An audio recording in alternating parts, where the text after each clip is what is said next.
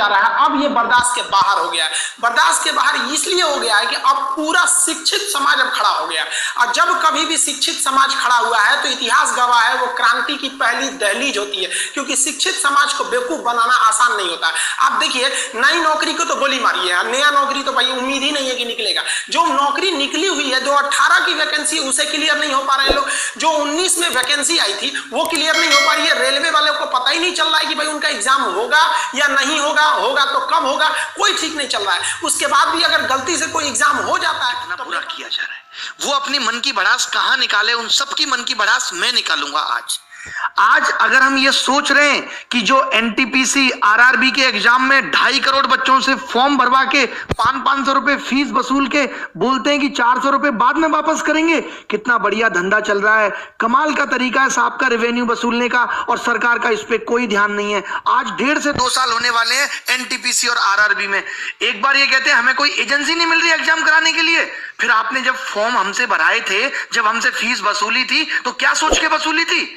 लेकिन हमारे देश की मीडिया इन सबको दिखाने का उसके पास कोई टाइम नहीं है। वो बस एक मुद्दा पकड़ लेंगे, उनको भी पता है सबको मजा आ रहा है, यही दिखाओ यही दिखाओ, चिल्ला रहे बुरी तरीके से। एक एंकर आप मुझे बता दो कि तमीज का है, अंजना ओम कश्यप, श्वेता सिंह और ये फलाने भाई साहब रिपब्लिक टीवी वाले भाई साहब, क्या नाम है इनका, गोस्वामी जी, ये तो बुद्धि भ्रष्ट इनकी हो गई है। मैं सच बता रहा हूं, ये जितने बुरे कर्म कर रहे हैं, जितने लोगों की बद्दुआएं ले रहे हैं, आज से आप सबसे मैं गुजारिश करता हूं, आप सबके माँ बापों से गुजारिश करता हूं कि इस मीडिया को बाइकआउट कर दो। आप सोचोगे कि क्यों, मैं आपको बता दूं, इसकी क्रेडिबिलिटी खत्म हो चुकी है। एक जमाना हुआ करता था जब मीडिया अगर कोई बात कहती थी तो सरकार की जवाबदेही बनती थी। आज मीडिया चिल्लाती रहे, मीडिया को कोई मतलब नहीं है, सरकार को कोई मतलब नहीं है। सरकार जरूरी नहीं समझती कि वो मीडिया बात का जवाब दे, क्योंकि मीडिया बाइस हो चुकी है। मीडिया को न्यूट्रल होना चाहिए। आज देश के अंदर कोई पॉलिसी आती है तो मीडिया जनता से जाके सवाल पूछती है, जबकि उसको सरकार से पूछना चाहिए कि आप ये पॉलिसी लेके आए हो, इसको कैसे एग्जीक्यूट करोगे, कैसे लोगों तक फायदा पहुंचाओगे। वो जनता से सवाल कर रहे हैं उल्टा। तो अब अगर हम ये सोच रहे हैं कि हमारा ये मुद्दा मीडिया में जाएगा और भला हो जाएगा, तो ये बात दिमाग से निकाल दीजिए। मीडिया के सारे चैनल पे मिलके एक बार बोल देना 2-2 मिनट, तो भी कुछ नहीं होने वाला, क्योंकि सरकार के कान पे मीडिया की बातों की अब जू नहीं रेंगती। सरकार और मीडिया एक हो चुकी है, वो न्यूट्रल थोड़ी है जो सरकार से जाके सवाल करेगी। पहले अगर मीडिया में कोई बात उठ गई तो उसको बहुत बड़ा समझा जाता था, अच्छा मीडिया में आ गई अब तो सरकार को एक्शन लेना पड़ेगा। तमाम बातें मीडिया में आ रही हैं, सरकार को कोई मतलब नहीं है। आप सोच रहे हो कि सुशांत सिंह वाले केस में तो सरकार ने मीडिया को सीरियस लिया, क्योंकि सरकार को बिहार में चुनाव देख रहे थे, सरकार को बिहार में वोट चाहिए था, तो उन्होंने कहा ठीक है ये मामला जल्दी से जल्दी सिलटे। अब मीडिया भी पूरी इसी तरीके से लगी हुई है। बट 2.5 करोड़ लोग आरआरबी, एनटीपीसी, 40-50 लोग सीजीएल, ये सब कितना सफर कर रहे हैं, 3-3 साल से बिना नौकरी के बैठे हैं। 2-3 तो मेरे सामने बैठे हैं अभी, मैं आपको बता दूं, जो सिर्फ रिजल्ट का वेट कर रहे हैं। प्री क्वालिफाई कर दिया, रिजल्ट नहीं आता, 850 दिन हो गए सिंस नोटिफिकेशन। इसको छोड़ दो, ये तो 2018 का एग्जाम है, क्या 2017 में सबकी ज्वाइनिंग आ गई? 17 का एग्जाम 2021 आने को है। 4 साल में आप एक नौकरी की ज्वाइनिंग नहीं दे पा रहे।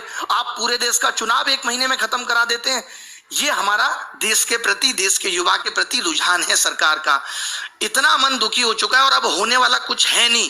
अब या तो कुछ एक बड़ा आंदोलन हो, मीडिया से तो आप उम्मीद छोड़ दीजिए, ये भी छोड़ दीजिए कि मीडिया अगर 2-4 बातें बोल भी देगी तो कुछ होगा नहीं।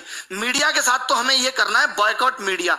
आज से हम कोई न्यूज चैनल नहीं देखेंगे, आज से हम कोई भी न्यूज की वीडियो स्लाइड को आप लोग कहीं से भी आपको मिले, इसको आपको सरकार तक पहुंचाना है। इसके अलावा 5वां आपका कोई मुद्दा नहीं है फिलहाल। ये देखिए एसएससी सीजन 2018 का और एमटीएस का रिजल्ट, इनसे रिजल्ट डिक्लेयर नहीं हो रहा है। क्या बोलते हैं आकर आपके चेयरमैन साहब कि ट्वीट क्या करते हैं, कोरोना चल रहा है। हाँ, कोरोना के काल में तुम सारी चीजें कर सकते हैं, आप ठेके खोल सकते हो, आप दारू बेच सकते हो 3 दिन बाद ही, लेकिन आप ये रिजल्ट डिक्लेयर नहीं कर सकते आपकी सरकार ना। पहला मुद्दा ये। दूसरा, रेलवे एनटीपीसी एग्जाम डेट कब होगा आपका एग्जाम? नहीं हो रहा एग्जाम तो जो 500 रुपए दिया है ना, उसका ब्याज भर के हमें दो। जो तुम 1.5 साल से तुम लेके बैठो ना 500 रुपए हमारे हर एक बच्चे का, उसके 2-2 हजार रुपए आप रिफंड करो, सरकार को बोलो सीधा। तीसरा, वेटिंग लिस्ट सारे के सारे एग्जाम के लिए, ऑल एग्जाम्स के लिए। यहाँ पर एसएससी, रेलवे, इनकी बात नहीं हो रही है।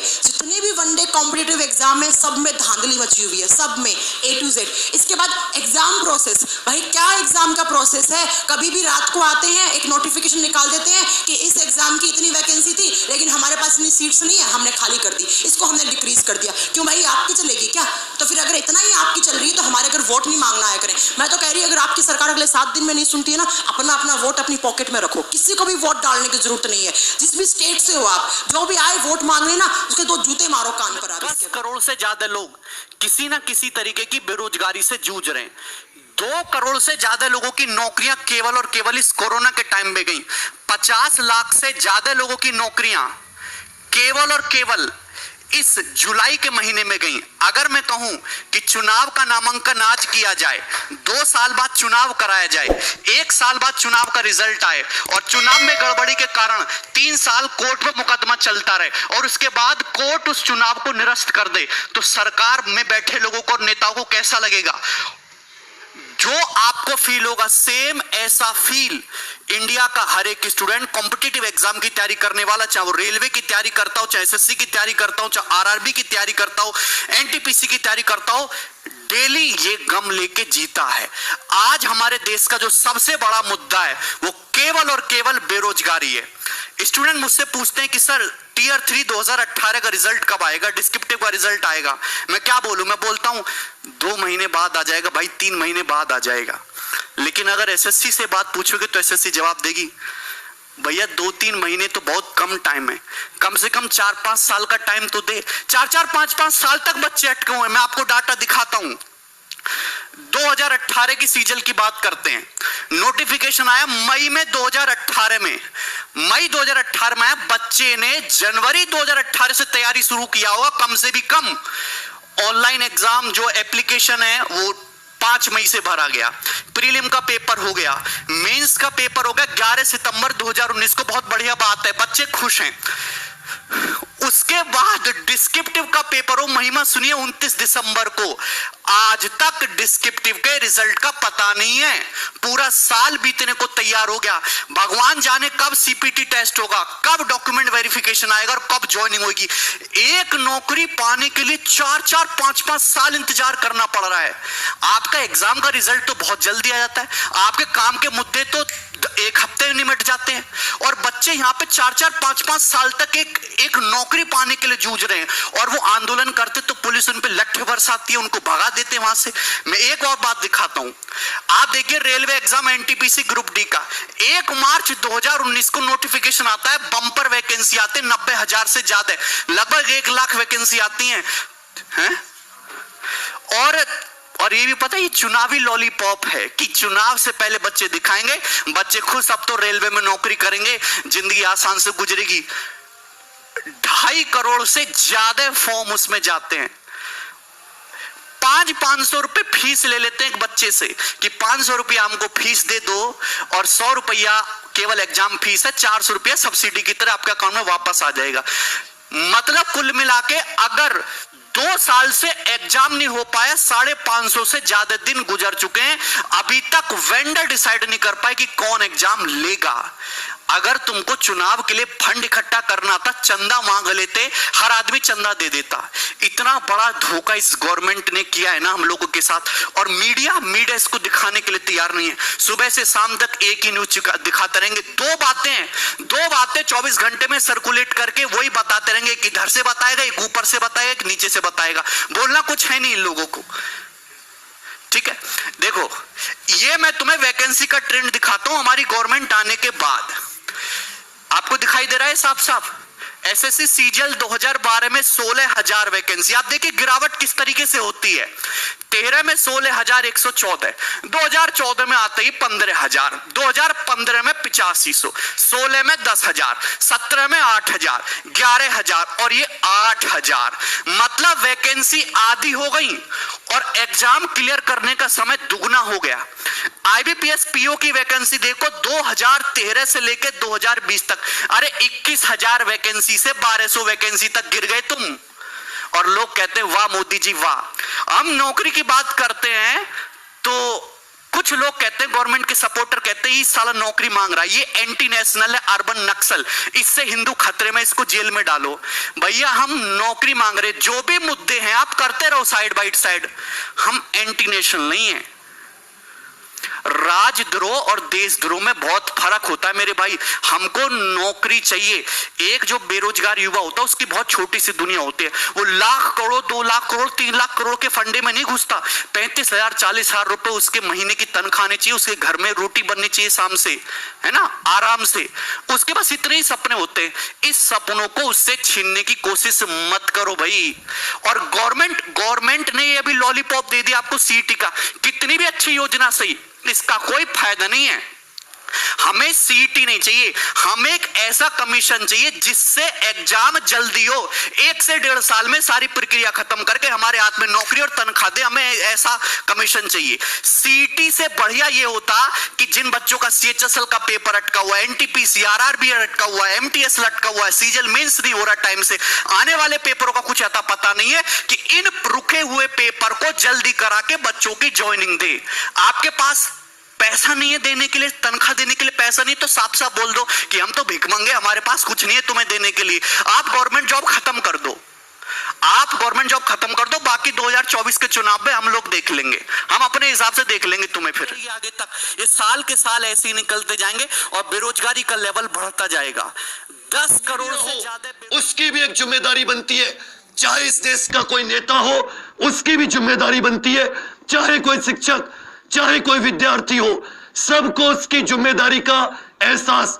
तुम्हारे पास मोबाइल फोन है या नहीं है, तुम ट्विटर चलाना जानते हो नहीं जानते हो, तुम्हारे अंदर यदि अपनी सच की बात, अगर तुम्हारे लिए ट्रूथ, सत्य के लिए आवाज उठाने की हिम्मत है, तुम सच बोलना जानते हो, तो तुम इस लड़ाई के, तुम इस संघर्ष के वीर हो, तुम इस संघर्ष के योद्धा। डर को इतना मत डराइए साहब कि डर ही गायब हो जाए।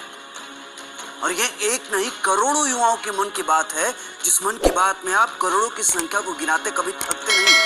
और सनद रहें, ये 2019 नहीं 20 है, और इस 20 में 20 कौन होगा ये खेल आपको समझते अब देर नहीं। आपातकाल से याद है 1975 का आपातकाल तो आपको याद ही होगा, और अगर नहीं याद है, भूल गए हो, तो जाकर चेक कीजिए सोशल मीडिया और ट्विटर पर, और जाके डूब मरिए चुल्लू पर पानी में। आप लोग टिकटॉक पबजी बंद करवा सकते हैं, कहीं नेट बंद करवा सकते हैं, लेकिन कमाल है धांधली बंद नहीं करवा सकते। अरे आदमी मर जाए तो लोग 1-2 साल तक याद रखते हैं, लेकिन हम स्टूडेंट यहाँ जो जिंदा मर रहे हैं, इसका खबर न सिस्टम को है न सरकार को है। आश्चर्य है कि संसद के गलियारों में हम बेरोजगारों की चीख सुनाई क्यों नहीं देती, मंत्रालय में हम बेरोजगारों की पीड़ा का हिमालय दिखाई क्यों नहीं देता। और ये कौन सी कमेटियां हैं जो बैठती तो समय से है, लेकिन उठने का नाम ही नहीं लेती।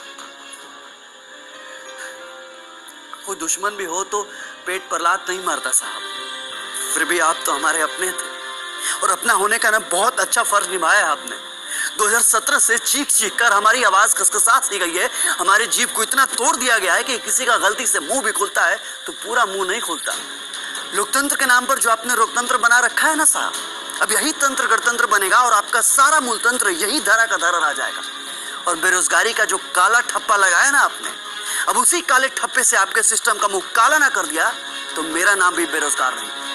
कहते हैं आग और पानी से मजाक नहीं करना चाहिए, और अभी हमारी आग बुझी नहीं है और आंखों से पानी सूखा नहीं है, और आपकी आंखों से पानी सूख जाए ऐसा हम होने नहीं देंगे। बाढ़ ला देंगे, बाढ़ जिसको बांधने के लिए आपकी बातों से भी बड़े बड़े बांध छोटे पड़ जाएंगे।